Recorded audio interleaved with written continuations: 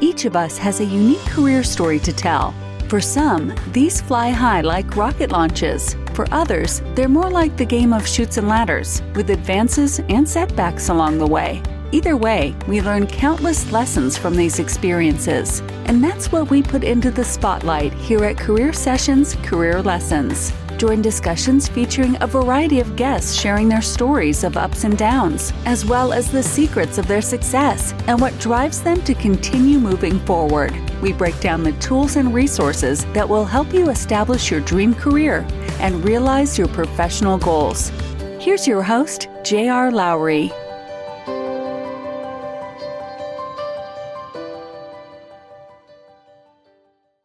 Hi, I'm J.R. Lowry, and this is Career Sessions Career Lessons, which is brought to you by Pathwise.io. Pathwise is dedicated to helping you live the career you deserve, providing coaching, content, courses, and community. Basic membership is free, so visit Pathwise and join today. Today, my guest is Kolby Goodman. Kolby is the founder of the Job Huntr, and he's been coaching professionals on how to grow and succeed in their job search and their careers for over a decade. His clients have landed amazing jobs at some of the nation's most exciting companies, including Apple, Google, Amazon, Tesla, Salesforce, Qualcomm, and Intuit, among others. Kolby has been featured on CBS News, LinkedIn, The Huffington Post, and LA Weekly, and he's partnered with organizations such as Panasonic, Marriott Hotels, Thermo Fisher Scientific, the American Diabetes Organization, and the Society for Human Resource Managers, as well as several universities and schools, national professional organizations, and nonprofits to bring tailored workshops on career ownership and effective leadership. Prior to branching out on his own, Kolby held IT-related roles with Pixel and First Allied Securities. He graduated from San Diego State with a bachelor's degree in economics. Kolby, welcome. It's great to have you on the show. Thanks, Jared. I really appreciate having me on today. Yeah, absolutely. So let's talk a little bit about your business. You provide a mix of coaching, which I know is a big focus for you, is helping job hunters. So what are some of the most important things that you tell people when they're looking for a job? In the beginning, is to shift your identity.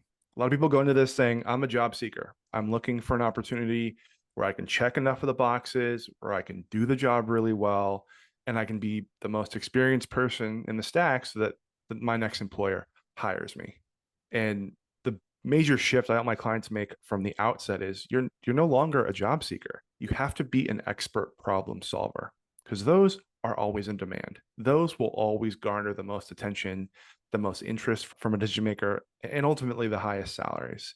And so helping them kind of translate their communication, translate their mindset, translate their strategy and approach from trying to fill a gap in somebody's, org chart into going in and saying, hey, like, here are the problems I can solve. Here's how I solve them. Here's how I've been able to help previous employers with those same problems. And let's understand more through conversation how I can have the most impact and bring the most value as your next new hire. Is getting them to make that mindset shift difficult? Yeah, absolutely. Yeah. Right. We've been programmed since forever that we need to check the boxes, that we need to be the most qualified candidate. And so it's a frustration on their part because they are lacking perspective about their skill sets and their abilities because they think it's not special anymore. So what I call that is the plight of the expert. When you've pushed through the hard stages of learning, of growing, when you are more adept at the skill or the expertise versus a large majority of the population. And it's easy now. It's habitual. It's obvious. It's it's automatic. Yeah. And so it's helping my clients take a step back and saying, well, what am I really good at? Why am I really good at that? And how are other people and other processes benefiting from that expertise? You mentioned personal branding before we started recording. It sounds like that's a big piece that you weave in terms of helping them really position themselves and how they think about themselves. It has to be, right? Every part of this process is a radical exercise in clear communication. That's where the pain point is, right? You submit enough applications, you get enough rejections, you start to believe the hype, so to speak. And what I get to remind them is what's being rejected isn't you as a person or a professional, but it's the way that you're communicating about that person and professional. And so the personal branding element comes in because that's ultimately our first line of offense.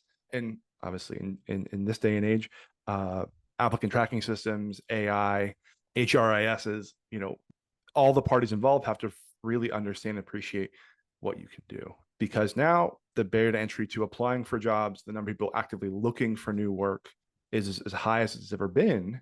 So aligning all that personal branding into not simply what you can do, but again, the problems you can solve helps you stand out from the rest of your competition. When people come to you, have they typically already been in the job search for a while and they're not having success, or do they come to you right at the beginning? I get a nice mix of both. People who come out of a job, whether it's unexpected layoff, whether it's an escape, or whether it's somebody who's been on it for a while. It's people who are coming to me to say, hey, I need help. What they've done isn't working, or they're starting from square one. They don't know what to do, and they want to shortcut themselves with an expert to avoid making the mistakes, to streamline their process, and to ultimately save time, energy, and pain in the process. You encourage them to take time for reflection, or to resist the temptation to just kind of dive right in to mailing out resumes and hoping for the best? Yes, with a lot more turnover happening this year than the last 3 or 4 combined, there's a lot of panic happening. And I encourage my clients to slow down and really think, because I am here to help them get not just the next job, but the right job. Because it's those that look for an escape, continually go from one thing to the next without a lot of thought or a lot of purpose or a lot of logic, that tend to repeat that painful process. And so taking a pause and looking inward to say, okay, what do I really prioritize in where I want to go? How do I want to impact that organization? What skill sets do I want to leverage? What skill sets do I want to leave behind? Because that short-term thinking combined with the long-term strategy helps more people have more stable careers, be more excited and engaged in what they're doing on a regular basis, and ultimately monetarily helps them make more money because there's strategy involved versus looking at the next new and shiny thing or running away from the bad and the ugly. One of my colleagues calls this going slow to go fast, this part of the process. I love that. I may have to borrow that. And I think free. it's important. Yeah, because I wasn't mine to give, but feel free. I think a lot of people have what I call careers on accident. Starting all the way back when you graduated college or came out of the military or what have you, right? Like we get our first job, we work, maybe we apply. There's no really long-term thinking. And it starts in that 22 to 32 age range, right? Because you want to get out, you want to be a purposeful adult, you want to get a paycheck, you're just trying to survive your day. And all of a sudden you wake up and you're a mid-careerist and you've been going through the motions, and it's hard, if not impossible, to make a pivot or even a restart. Yeah. And so if you can afford to take the time and the energy early as possible, whether that's today and you're 5 years from retirement, or it's today and you're 5 months from college graduation, and really ask yourself, what is the impact that I'm capable of having? Because the more impact you can have, the more problems you can solve, not only the more valuable that you'll be, but in my opinion, and what I've seen over the last 10 years in doing this amazing work, is the more happy you'll be with your career. Because that's the thing that job searching kind of puts at the back burner, right? All of these employers are putting out job descriptions, say, we need somebody who can do this responsibility, who has this experience. But we tend as humans to get more energy and more satisfaction about the challenge, about solving the right puzzles, about exercising the right problem solving skills. And so it's your job as a purposeful job seeker and expert problem solver to go out there and be very clear about what are the problems you want to solve and why, because then you'll be able to seek those out more effectively, more quickly. You won't have to kiss as many frogs, so to speak, in your career journey. Right. And then two, it'll be a perpetual motion machine in challenge and excitement. And so it no longer is the slog to go to work every day, but you're excited by the challenges presented to you on a regular basis. As they're going through that reflection part of the process, do you have particular assessments or exercises that you use with them? Yeah, I don't prescribe, quote unquote, a ton of assessments. The one that I go to with people who are completely clueless and just have no idea is the Gallup Strengths Finder 2.0. I think that is an amazing foundational, relatively inexpensive and relatively quick assessment that you can see, okay, what are my top 5 strengths? And then from there, we can start seeing some patterns, some connections. It allows my clients to give vocabulary to the things that they feel like are really opaque in their own skill sets and careers. The other thing that I do that admittedly can feel a bit awkward, that requires a lot of vulnerability, is to go around to the people at work, bosses, coworkers, clients, etc., and ask this one straightforward and relatively simple question, which is, how have I been able to help you? Now, I like this question for a couple of reasons.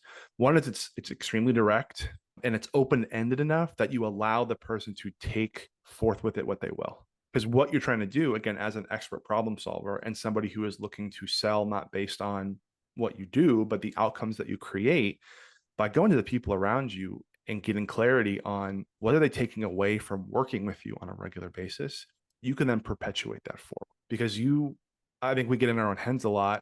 And again, there's an oversimplification of our expertise. There's a ton of imposter syndrome, and there's a healthy amount of doubt. And so by going to other people and getting some feedback, you are able to provide vocabulary and language to your impact. You're able to get out of your own head and remind yourself that you're not a fraud, that it's only a matter of time until somebody catches on. And lastly, you can then communicate and sell your impact better to other people, right? Because that's what we're trying to do here. We're not trying to simply do a job and check a box and be a cog in the machine. If you can communicate to your next employer, hey, this is how I've made my boss feel, this is the kind of impact I've made on my coworkers, and provide concrete evidence, it goes so much farther than simply stating a laundry list of experiences, a laundry list of responsibilities or skill sets, that you then force a decision maker to jump through a lot of mental hoops and say, well, how does that apply to me? This can be a really deflating process, right? How do you help your clients stay positive, stay confident in themselves? First and foremost, it is a practice in balance and harmony, right? I know it's a cliche that it is a full-time job to look for a full-time job, and it absolutely can be if you allow it. I think what people tend to forget and tends to be put on the back burner the quickest as they go through this process is prioritizing self and self-health. You have to be a whole human before you walk in the door or sign into the Zoom to be a whole professional. So focusing on self. And one thing that I challenge my clients to do is to maintain mental, emotional, physical, and spiritual health in however way they choose, but then also find little challenges in their lives for them to pursue. That could either be something like pick up a hobby that you've let go dormant, right? Maybe you played an instrument, maybe you were really into board games, maybe you are an artist. Getting engaged in those positive challenges helps you overcome other challenges in your life. And secondly, you cannot allow the acquisition of that job to make you whole. You're denying happiness, you're denying fulfillment, and you're ultimately putting your own self-worth and your own self-esteem in the hands of a party that you have no control over, which just isn't really fair to you. And so helping them focus on self and progress in self then trickles over into the confidence and the excitement about going out there, looking for and securing a new position. I've had 2 times in my life where I've known I needed to look for a job and had time to do it. And truth be told, I probably handled the second time better than the first time. And at the same time, in both cases, I picked up lots of new hobbies. You made time for it. And, some of those things have stuck with me. So, I think it does matter when you get those opportunities that are in some cases forced upon you, that you take advantage of them and make the most of that time and do things that you wouldn't otherwise be able to do. It's also helping them kind of shake this fear of permanency. I'm always going to be unemployed. This is always going to be how it is. And looking at kind of what's in abundance in that moment, because, when you're laid off from a job, there is a scarcity of money, but there's an abundance of time. And what I have learned, and we talked about this earlier before hitting record, I have a nearly 2-year-old in the room next door, and nothing will make you more aware of how fast time goes than when you have a tiny, adorable, crazy calendar living with you on a regular basis. And so if you can shift your mindset from the scarcity to the abundance, you see it as freeing, you see it as being able to take control, and it no longer is this burden on you. And I think that's a big part of losing your job that I don't think is talked about enough, which is, how do you fill your time, right? Yes, job gives us a paycheck, job gives us responsibilities, it gives us a social tie to other people, but it's also something we can just block in our calendars that we're doing from 9 to 5, right? And so making sure that you're filling that time productively and purposefully so that you don't burn out, so that you don't settle is extremely important. Like you said, go slow to go fast. And so you can slow yourself down and really be purposeful with your day so that you can achieve your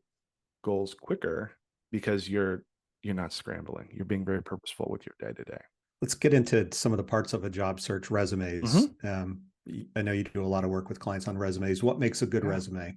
It's a clear communication of what your expertise is and how that expertise has been applied to create a tangible or intangible positive difference. So the way that I will kind of equate that is, in a previous life of mine, I was an IT operations manager, right? A professional nerd, so to speak, right? And so I enjoy the nitty gritty. I know how many, gigahertz processor is on my computer. I know the exact resolution of my monitor in front of me. I know that I have a 4K webcam pointing myself so you can see me right now, right? But I'm a nerd. I'm in the minority. And that's how a lot of people tend to write their resumes. Here's all the technical things about what I do. And they leave it at that. But we forget that we need to engage with an audience. And that audience, A, has a very quick amount of time to figure out if you're a maybe versus a no. But also it needs to be obviously apparent why you over anybody else. And so instead of talking primarily about all the technical, all of the extremely specific skill sets and abilities in a vacuum, if you can apply those so that anybody can really appreciate them. So for case in point, while my mom might not care about the gigahertz processor in her computer, she wants to know that she can have more than 4 tabs open in Chrome without the whole computer crawling to a halt, right? She wants to know that, there's enough screen space on her computer that she can bring up her email and a Word document and QuickBooks, or the webcam is good enough to see her grandchildren when they FaceTime. Right. And that's where I think the disconnect is with a lot of people is, here's all the technical things. And ultimately what you're doing is, everything I can do, Mr. and Mrs. Manager, you tell me how I can help you. But us as consumers, as human beings, we don't purchase primarily like that. We make decisions based on what things do for us, how it impacts us.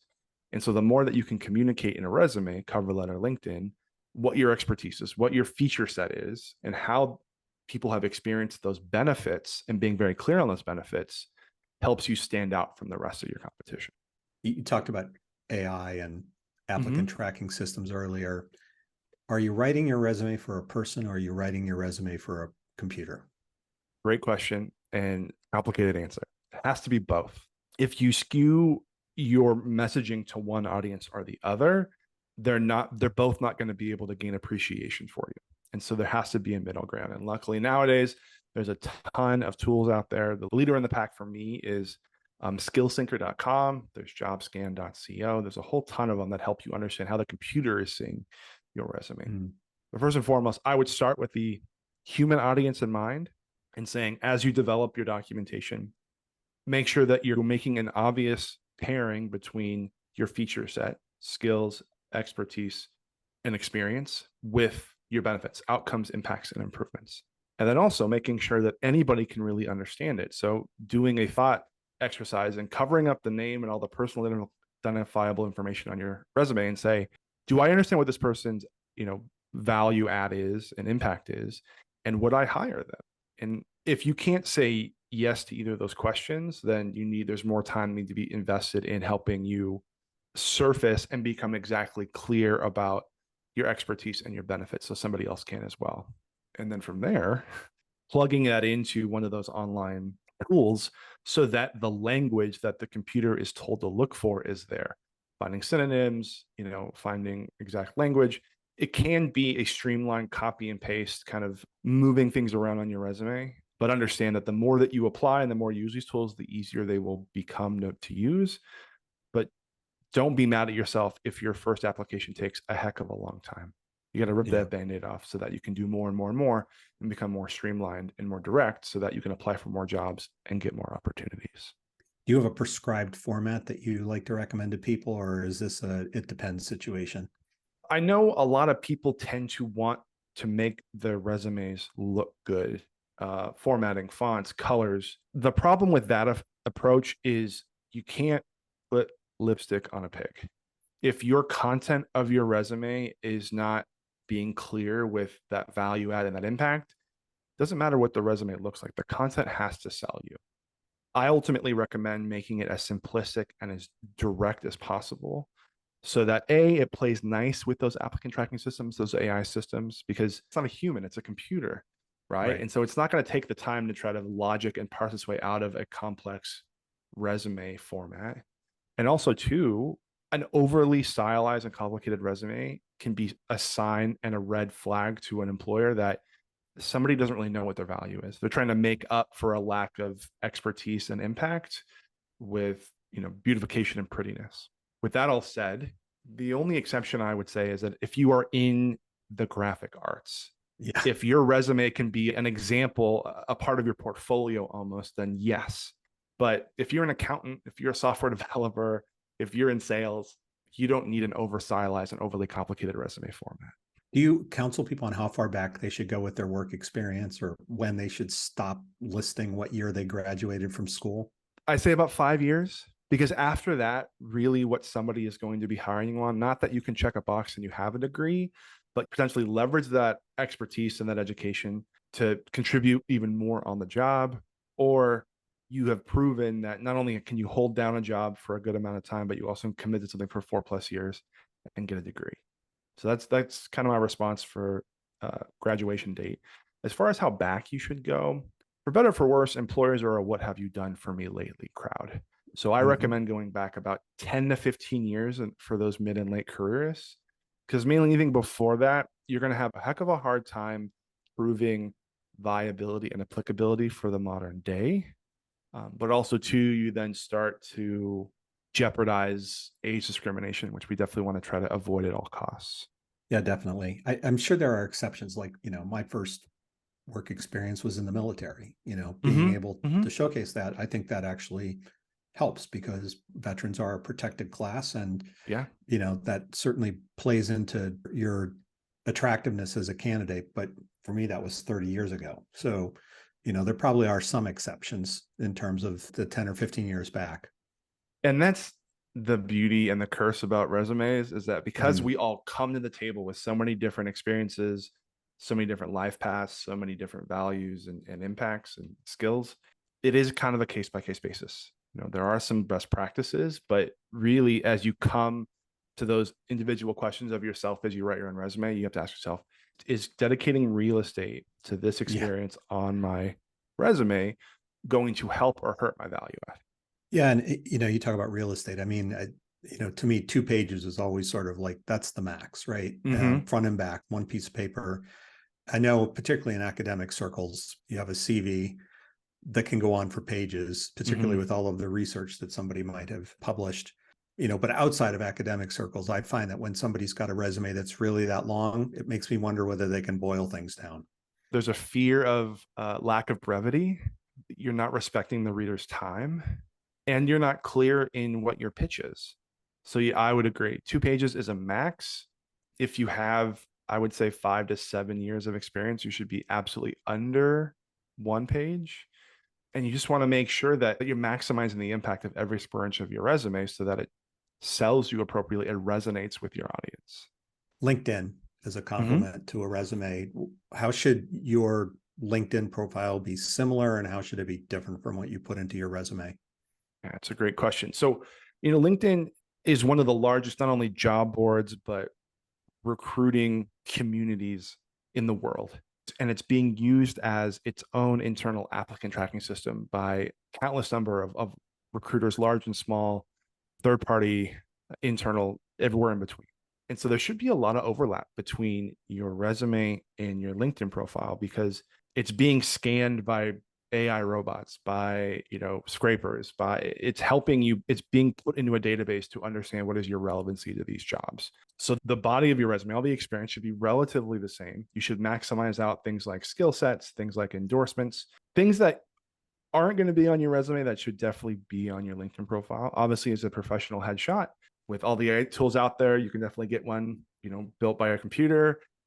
With these little computers in our pockets that have great cameras on them, our smartphones, as long as you're in a well-lit area, you're dressed well, and you're having somebody else take the photo, that's a great starter headshot. Making sure that you're maximizing the number and the quality of your connections is another big thing with LinkedIn, because a lot of the job search and a lot of success in the job search is a game of the 6 degrees of separation. Who Yeah, do you know? Who do they know? Who do they know? exactly. And what's great about LinkedIn is that it gives you a visual representation of not only your network, but your network's network. Yeah. And that's where the real magic happens. So making sure that you're adding people on LinkedIn, people that you know, people that can vouch for you and will do a favor for you. And even if it's just simply an introduction to somebody else. And then lastly, LinkedIn is a great way for you to build up that expertise and a thought leader in your space, whether it's through creating original content, posts, or articles, simply just sharing or commenting on other people's articles and posts. The more that you can be visible, the more you can be top of mind on the platform, helps you be more visible to the right people looking to engage and hire experts like yourself. Yeah, very well said.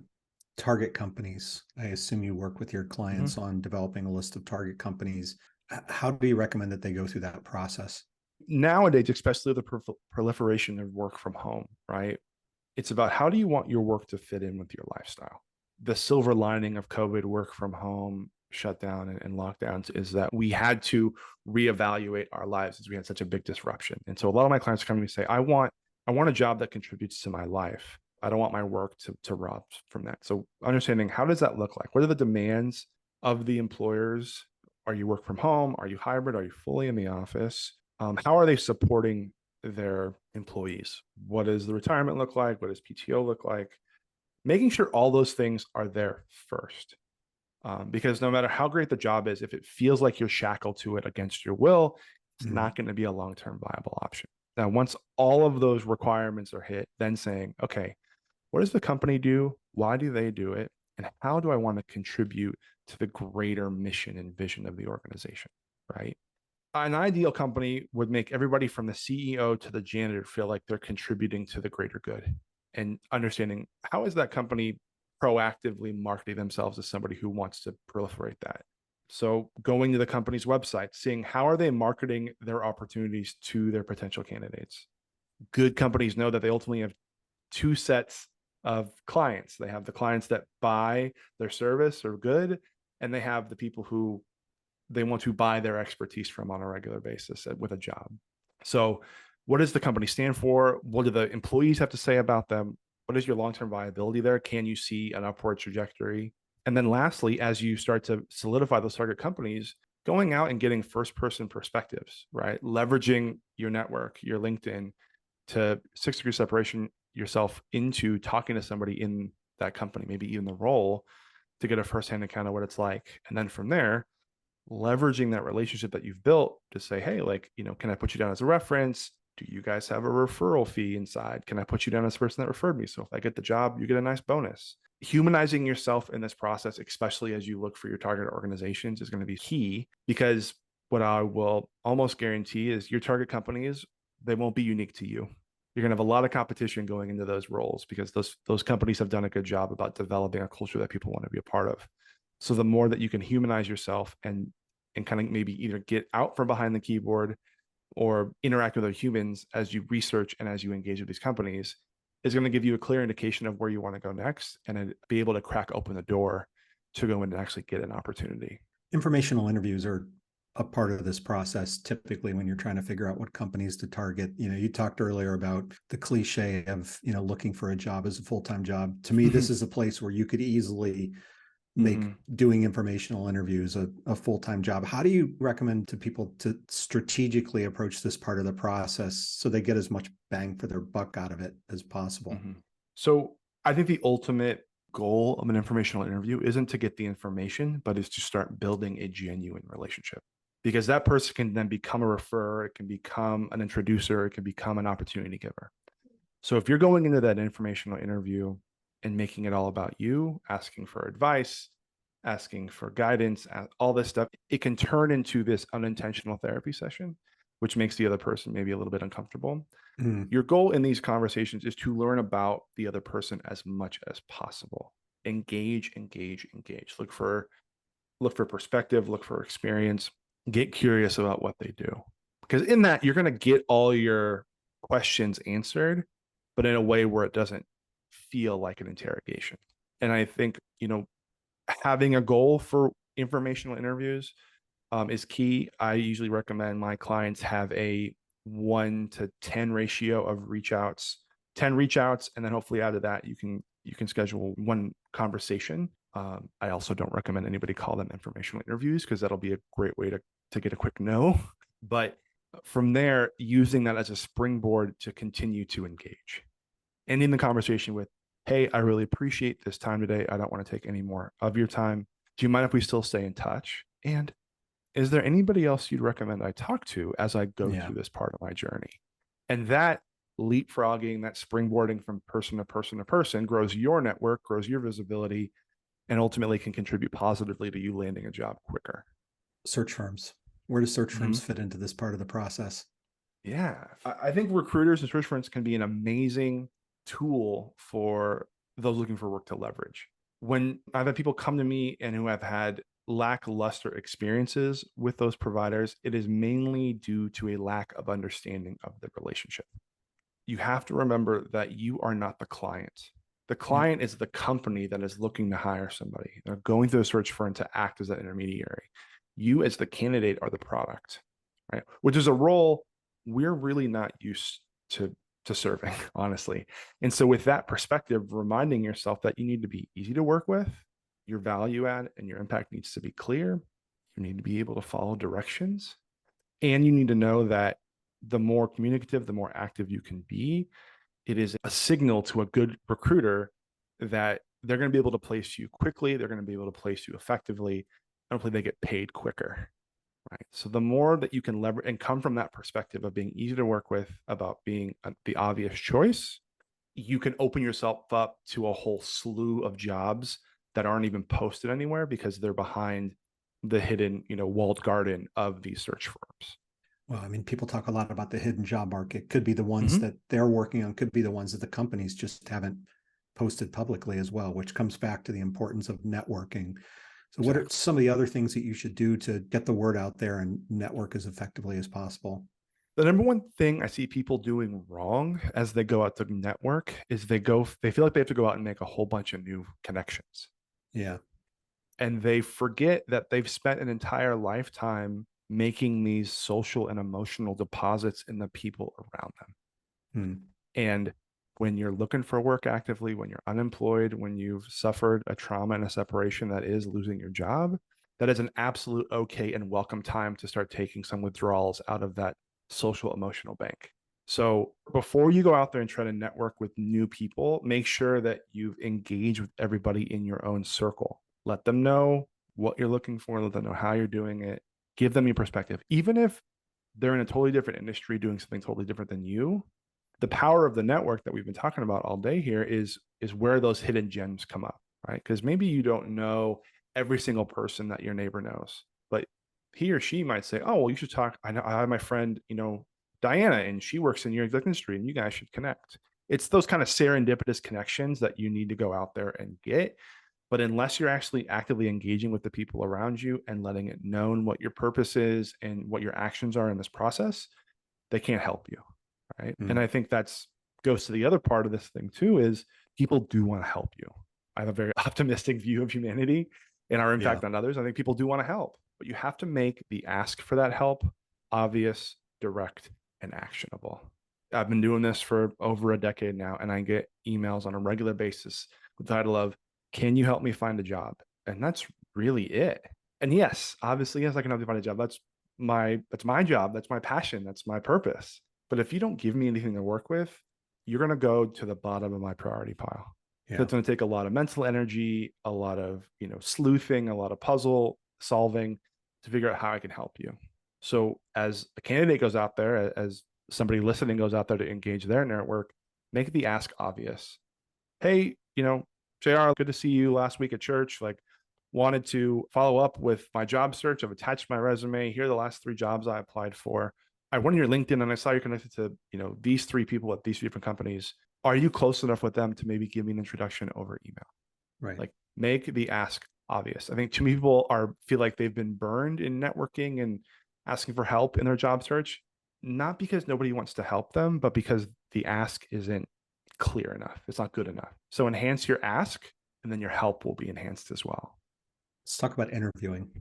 What are your top interview tips when someone gets to that point in the process? like I've said throughout every step of this process, is you have to present yourself as an expert problem solver, almost like a consultant, somebody coming in there as a hired gun to solve a very specific set of problems. The foundation at which I teach interviewing, I've termed EPPI, stands for empathy, positioning, proof, and impact. Admittedly, this is not how interviewers interview, right? So as you apply this format, it's going to be a little bit awkward. You're going to have to break the social expectations of what a job interview is, because an interviewer is used to asking very open-ended, very generic questions, and the interviewee is caught with the nerves and the anxiety of trying to tell a story that they hope hits the mark. The first part of EPI is empathy. So, and with that, you have to get clarity. You have to relate to what the actual problem is. So next time you get a interview question that is extremely open-ended or vague, your goal is not to simply jump in and answer the what of the question, but to take a beat and to reflect back to understand, why is the question being asked in the first place? So for example, can you tell me a little bit about your ability to overcome client objections in a sales process? And you respond with, yeah, as a salesperson, I've heard everything in the book, but I'm curious. This is where you turn it and you get clarity. What are some of the trends you're seeing in objections with your current, target set? And with that question, you're going to have the interviewer give you clarity on what exact problem they're looking to solve, Right. hopefully with the person in the next role.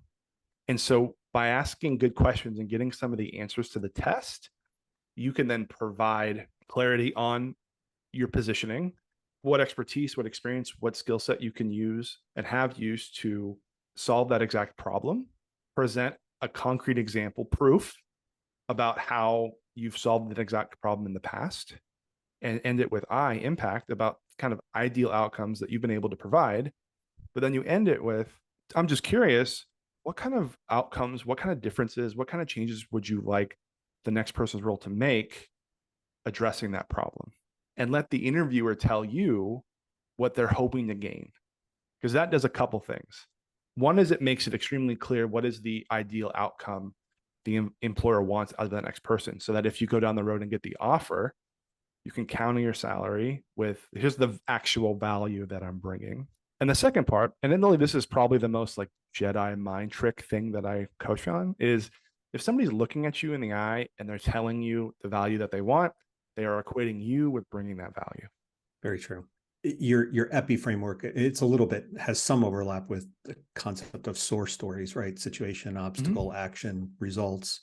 But I guess the difference between those two is you're kind of putting empathy into the mix here, and also proposing that people kind of turn it around and use whatever they've just covered with a question, following it with a question, so that they can actually get information back about what the person's looking for. Yeah, because you're ultimately coaching the interviewer how to interview a little bit, obviously politely and gently. But again, as the expert problem solver, you have to get to the core of the problem. And more times than not, the questions that you're asked are so generic and surface level that nobody's clear. Now, understandably, the interviewer doesn't want to spoon feed you the answers, right? But the questions that you ask not only give you clarity about how to answer, but it also gives the interview an understanding of how you think. Because if I know how you think, if I know what your logic is, if I know what questions you ask, it allows me to build more trust with you, even if I know you don't know the answer, which is the ultimate question mark any good manager is trying to figure out, is how do I trust this person to do the right thing when I'm not around to tell them, or when they don't have a clear idea on the outset of how to do it? When you feel like an interviewer is going down a path of asking questions that maybe don't feel super important to you or on target with what you want to be able to say, how do you sort of work on getting your point across without doing the politician thing of just completely not answering the question that was asked? Yeah. I think going back to understanding the why of the question. So 2 phrase hacks that I want to share with your listeners is, help me understand is a great way to start a question that doesn't put somebody on the defensive. Hey, help me understand why, improving that metric is really important to you and the team. So you get clarity about why the question is being asked in the first place. Or I'm curious. That's another great way to diffuse an answer. Even after going through some of that, if you're not extremely clear, a couple things. A is you can just simply add, hey, Can you help me understand the relevancy to that question to the job at hand? Why is that a big concern for you? And if they're unable to articulate themselves well, or they just are on a soapbox going to nowhere, that is a prime indication that's probably not the best fit for you. I encourage and coach on this line of questioning in an interview so that A, you get clarity, but B, it also allows you to establish a collaborative partnership with a manager. Because if that person is not willing to answer your questions, or maybe even worse, doesn't have an answer to your questions, that is not going to change if and when you get the job. So by pushing back, by asking for clarity, it helps you elevate the really, really good and helps you dismiss the potential nightmare. When is the right time to put salary expectations on the table, or ask some of those other maybe questions that feel kind of uncomfortable relating to your needs and the role? As early as possible. A good recruiter will breach that subject in an initial screener. Thank goodness a lot more states here are requiring a salary range in a posting. So it's a little bit more transparent. It's not 100% yet, but your goal is to get a range. There's a ton of good phrasing to use when you ask what that is, because you should never give a number, first and foremost, and you should ask for the range. That way, expectations are clear from the outset. And obviously, your goal in the conversation is to get yourself to the top of that range as quickly as possible. And the best way to do that is to continue to understand how you can add value, so that when they give you the offer letter and they give you that number, you know that that offer is not really their best offer. And you can counter with saying, hey, thank you for giving me, 100 a year. I appreciate that. Based on what I talked to with Bob and Sharon and Bill, they want me to work on project A, project B, and project C. And they mentioned that if I can do all this, then I can bring an extra $75,000 worth of value this year. So based on that, based on the risk, based on the chances, I'd like to ask for 115.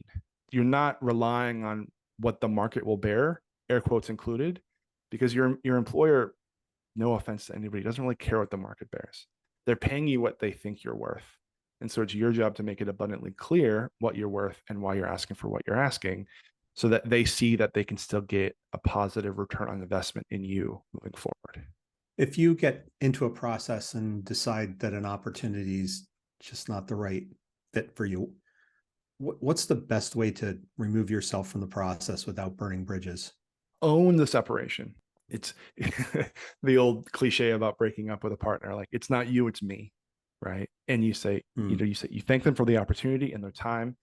And you say, like, to make sure that I don't waste any more of your time, I'm going to graciously remove myself from the process and give a reason. Hey, I don't think I could do the best job for you here, or this isn't really on my expertise, or, the expectations are something that I don't feel like I can fulfill right now, right? Be honest, be upfront.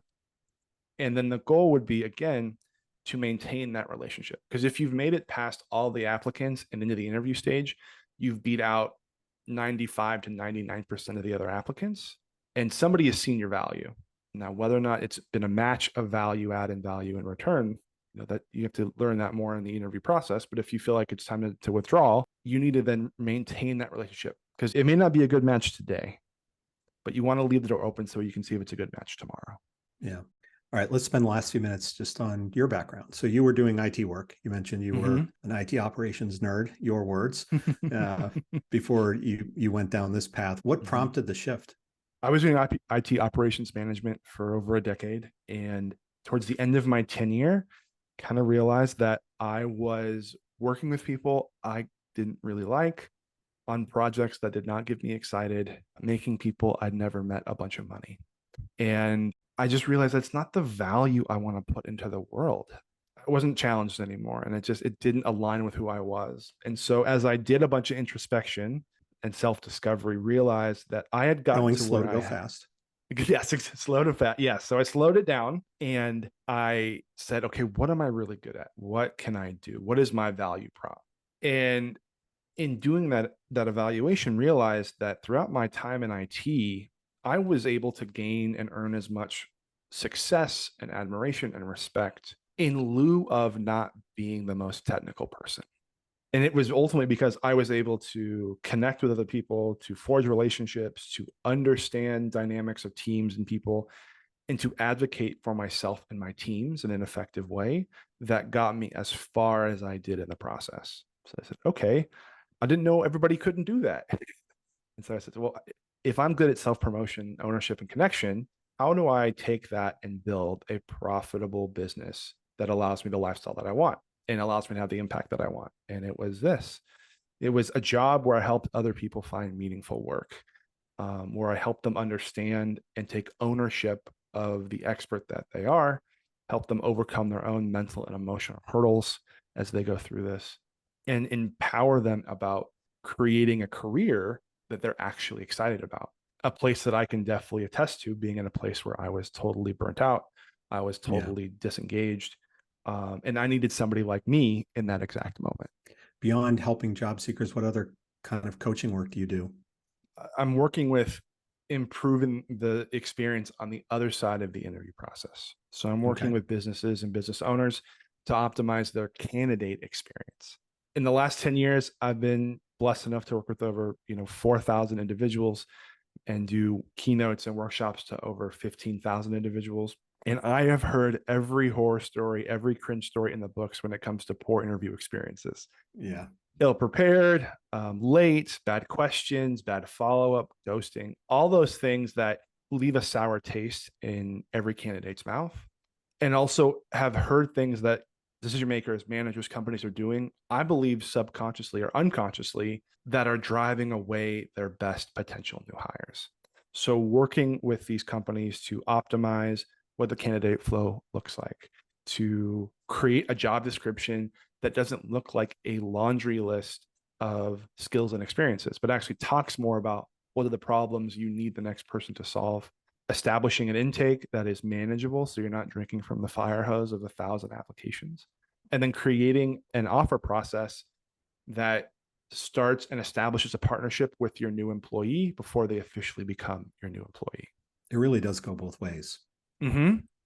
I think sometimes companies forget that. Less though, I feel like candidate experience and people being attuned to the fact that it is a two-way street, it feels much more common than it used to, where it was very much felt like I'm doing you a favor by even interviewing you. I think online transparency, social media is a great catalyst for all that. It's getting a lot better. It's the best it ever has been in the history of modern society. But I think there's a lot of ways that people are, like I said, I think unintentionally pushing away great talent, and it ultimately results in everybody being unhappy. So what's ahead for you? You've been doing this for a decade. What do you want out of the next few years of your career? It's a great question. I think, for me, it's about providing this kind of help to those who haven't thought about it or think that it's not possible, whether it's those that have had nonlinear lives. I would argue we all have, but those who feel like that nonlinear life and experience is a detriment versus an asset, those who maybe not be able to afford in high quality one-on-one support, and just making sure that people are taking advantage of the knowledge out there in the network. So I'm looking to expand my practice with some digital courses and products so that people can go about this process at a lesser investment and on their own time, and be empowered to not settle for what life throws at them, to be a self-advocate and to own the great things that they do so they can do more of it for the right people. Those are great words to end on. Thanks for doing this with me today. Absolutely. Yeah, it was good to get to know you a bit and get your thoughts on job search advice, given that you've done this for many thousands of people, as you mentioned earlier. Yeah, it's been a wild journey, but I appreciate having me on. Thank you so much. Sure thing. You have a good day. You too. I want to thank Kolby for joining me today to talk all things related to job searches and the broader work he does at Job Huntr.